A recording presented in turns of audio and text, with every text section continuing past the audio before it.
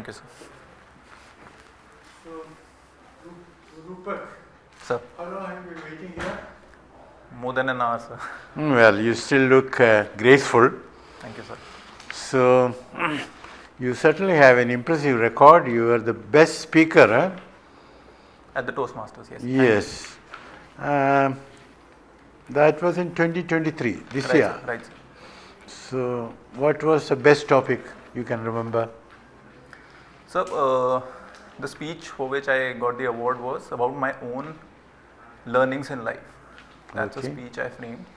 And it was about how, at my first internship, I was taken aback by the attitude of the workers in the factory. And then how I talked to my father about it, and how he told me that authority will not work everywhere. You have to build a bond with the people. What's your dad doing?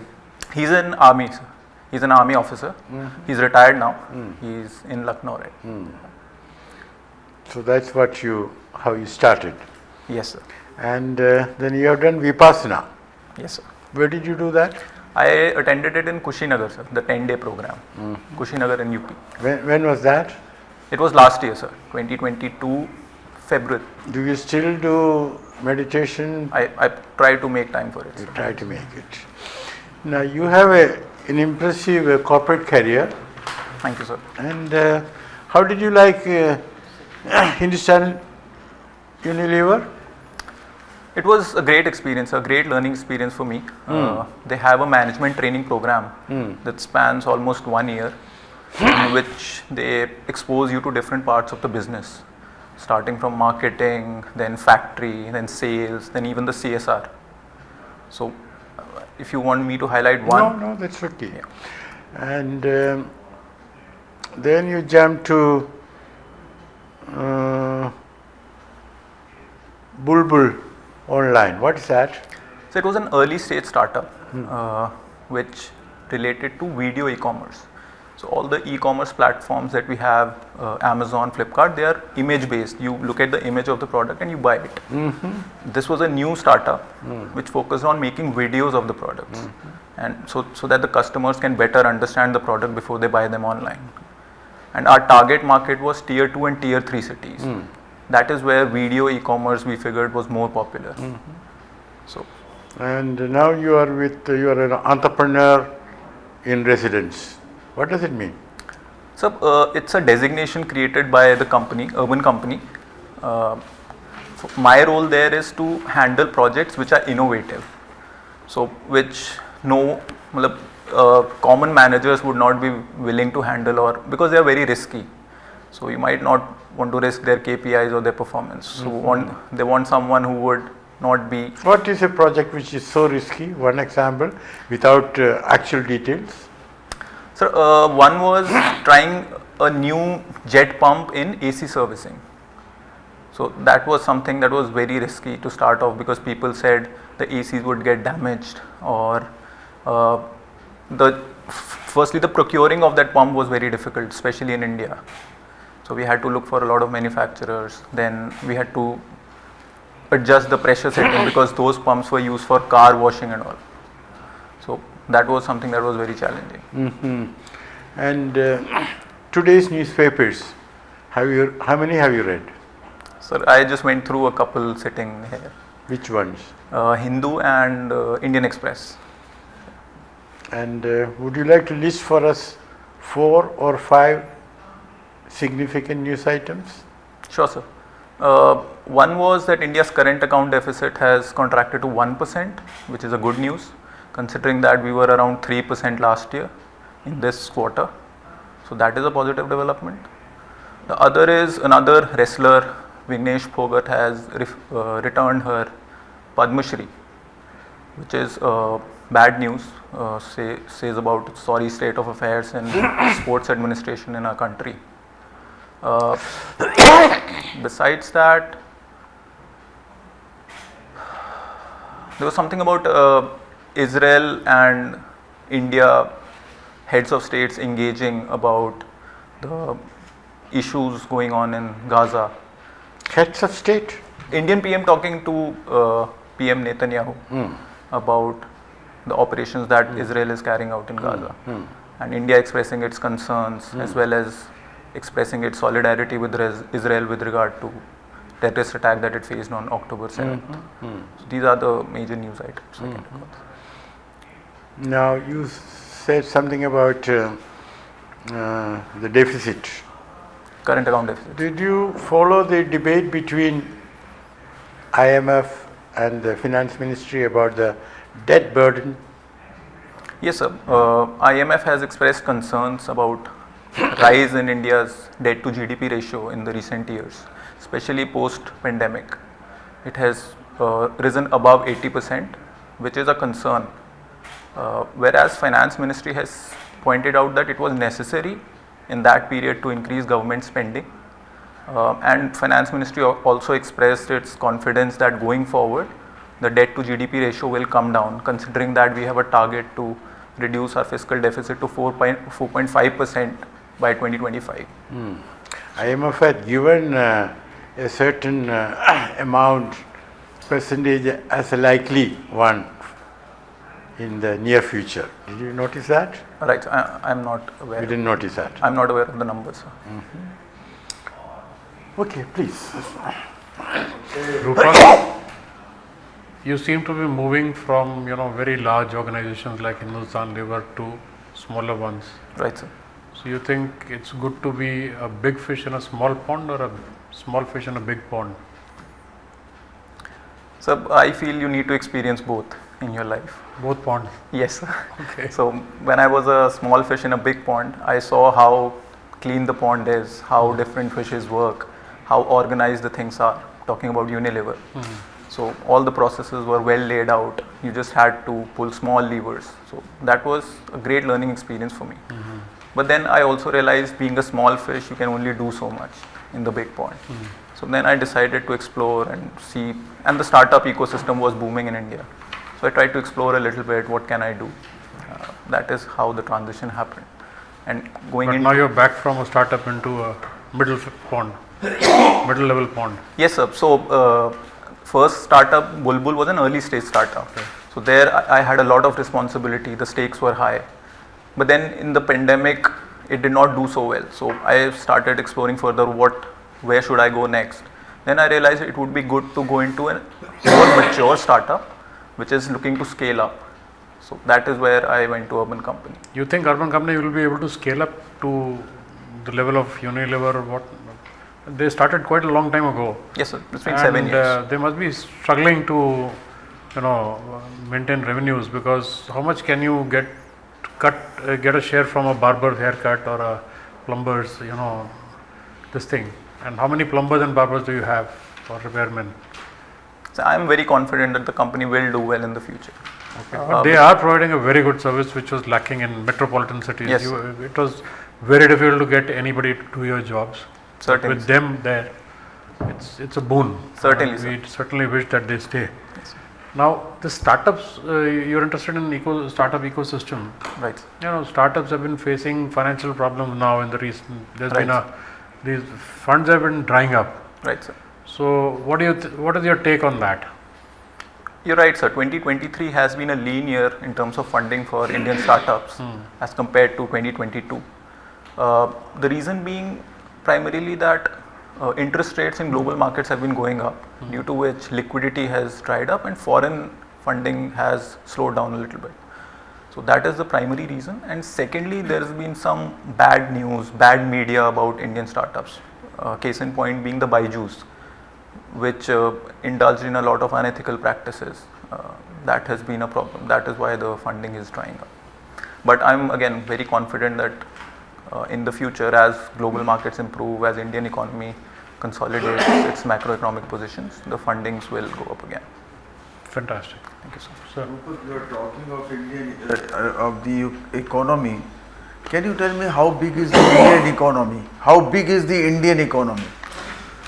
So we are around $3.5 trillion right now. And what about the China? China is around 17 trillion dollars. So it's almost 5 to 6 times of our size. Okay. You are doing meditation and vipassana. Right, sir. I mean, when you go to these Babas, they tell you transcendental meditation, somebody tell you the Vipassana, another tell you the concentration method. Right. So Patanjali has designed one method of meditation. Right. What is this marketing is of the Vipassana and these all type of the meditations? Don't you think it's a religious marketing? I can confidently talk about Vipassana, sir. It does not try to relate itself to any religion. Yes, it has its origins in. No, it's related, they say it is related to Buddhism. Yes, sir, certainly. But when I went to the center, attended the 10-day program, we had people from all religions, Muslims, Hindus, Sikh, even Christians. But that is there, but it's mainly related to, they say, to Buddha. Yes, sir. It has its lineage from Gautam Buddha, and then our teacher always told us that Gautam Buddha never created Buddhism. He just taught this practice of Vipassana and meditation and how to live your life. It's subsequently that the religion was developed by the people using his teachings. You are talking about Buddha. What was the opinion of Buddha on God? Existence of God. Have you got some idea about Buddhism? I'm not very sure about his teachings on God, sir, but he focused on non-violence and harmony. These were his main emphasis. Okay, your relations to Lucknow, Uttar Pradesh. Right, sir. What was the Lucknow siege? Have you got idea of Lucknow siege? No, sir, I can't recall that. How do you see the yogi model of governance? Sir, over the last 5-6 years, there's certainly been an improvement in law and order situation in Uttar Pradesh, which has been very stark, and it has shown in numbers given by NCRB reports, where different crimes against women, dacoity, robbery, everything has come down. Moreover, investment has improved, investment climate has improved, and there has been proposal Has of. any new large, investment has come, or a memorandum of understanding has been only signed? Sir, 40 lakh crore worth of memorandum of understanding was signed recently. That's true, but how much came out of that memorandum? That's true, sir. Let's see how much goes on the ground. That's to be seen. But then there are important infrastructural projects taking a place in UP, like the Jewar Airport is coming up. Are you aware of the Raisina dialogue, Roopak? Yes, sir. Raisina dialogue. What is Raisina dialogue? Raisina dialogue is a strategic and geopolitical conference that focuses on the Indo-Pacific region. In that context, I am asking why the Iranian foreign minister has cancelled that visit. His visit has cancelled in India. Why he has cancelled? Iranian foreign minister. So because of the tensions going on in the Middle East, I'm supposing. Are you guessing, or there is some cause? Sir, I'm not. Where have you heard the tension is going on? That's why he has cancelled the visit. I'm not very sure. Well, read about it. Okay. Sir. Roopak, suppose you get selected and you are posted in some mid-sized town in UP, and you are given a task, like you are given sufficient funds, Right. and you have to design a plan so that the per capita income of the resident increases by, let's say, by 6-7-8%, and you have got adequate fund. How will you go about planning that? So first of all, I like to understand the employment structure of my town or my district, and I'll try to map it out. How many people are employed in agriculture, how many people are in industry, and how many people are in services sector. And then within those sectors, what are the sub-sectors people are employed in? Let's say in agriculture, how many people are in crop production, how many are in allied sectors like livestock. And then I'll try to see how I can proceed. So let's say in agriculture, if there is significant underemployment, I'll try to encourage opportunities of diversification to allied sectors, let's say beekeeping. Then the second could be moving people out of agriculture to industrial sector, manufacturing. There we can explore opportunities like food processing sector, which provides significant employment. Then there's been success of one district, one product scheme in Uttar Pradesh. So can MSME units be set up under that scheme? I'll mobilize funds to schemes which can push economic activity in the state. Okay, recently the role of governors has been in discussion. the governors. So what are the constitutional provisions under which governor works? Like, you know, he can give assent to the bill or he can reject it. And what are the provisions under which governor takes action on re-enacted bills to reject it or to transfer them to president? Sir, I am not exactly sure of the exact provisions, but governors do have significant powers when it comes to approving the bills passed by the legislatures. So they can approve it, they can reject it, or they can send it to president for his or her assent. And my last question, one defense corridor is passing through UP. Yes, sir. So how do you see, how it is going to affect economically the scene in UP and how it is passing, which all places it is connecting? Sir, it's certainly there in Lucknow. Other districts I am not very sure of. As per the economic activity, it will certainly boost manufacturing in the state, it will create more jobs, it will reduce outward migration from Uttar Pradesh to places like Delhi, Mumbai and Kolkata. So it will create jobs in-house in UP. That has been a problem for us. Other than that, it can face certain challenges as well, like the land acquisition from the farmers. That can be a challenging thing. Okay, thank you. Thank you, sir. Alright, Roopak, your choice of services, is it a Right. conscious choice or like it's, you know, one always thinks one will get one's first choice, but then it may not be Certainly, so, ma'am, right? certainly. So then you start going down. So Right. what was the reason for your third choice? Ma'am, I have been a student of economics for some time now, and I try to think what kind of role I would want given Indian revenue services. So that is where I preferred customs and excise, because international trade happens to be something which interests me a lot. So working in that area, I would feel would be more interesting for me. It's not just international, no?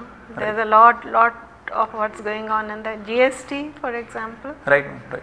When did GST come into being? 2017, ma'am. August 2017. Right. And what do you think? Has it led to some kind of rationalizing of taxes? Certainly, ma'am. Earlier there were 16, 17 different taxes across states and different tax regime of the center. So there was a lot of complexity in managing taxes, and I've experienced that in my own role in HUL in 2016 to 17. I was working there.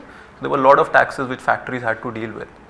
But post GST, the number of taxes that businesses have to deal with have significantly come down, which has made their life easier in filing taxes. Has it increased tax compliance? Yes, ma'am. Certainly, number of taxpayers in the indirect taxes has gone up significantly. So, any idea how much GST is collecting? Ma'am, it was monthly around 1.9 to 2 lakh crores per month. That was a little south of that. Yes, yes. That's the highest number we could reach in August. Okay. But yes, it's a pretty good number, Yes, isn't ma'am. it? So because tax buoyancy is also increased. What's the size of our total budget, India's budget right now, this 23-24?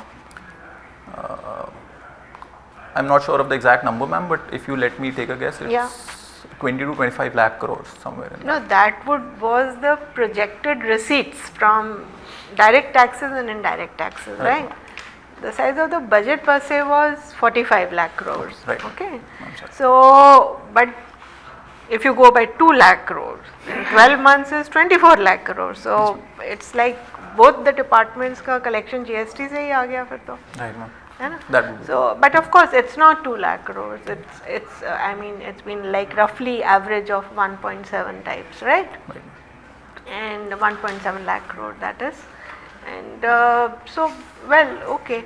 And the use of data analytics, you know, in tax collection. Right. Are you aware of what the scheme is called? Not exactly. I'm not aware of the exact name of the scheme. You are aware that there is a data analytics, I mean, there's a very, very advanced data analytics system which is there existing in both the tax departments. No, ma'am. No? Okay. In the indirect tax, it's called ADVAIT, Advanced Okay, Data Analytics. Okay. And there's a lot of data mining which is done in order to have a 360-degree profiling of people who can pay taxes and the companies. Okay. Then coming to you said you are interested in international trade.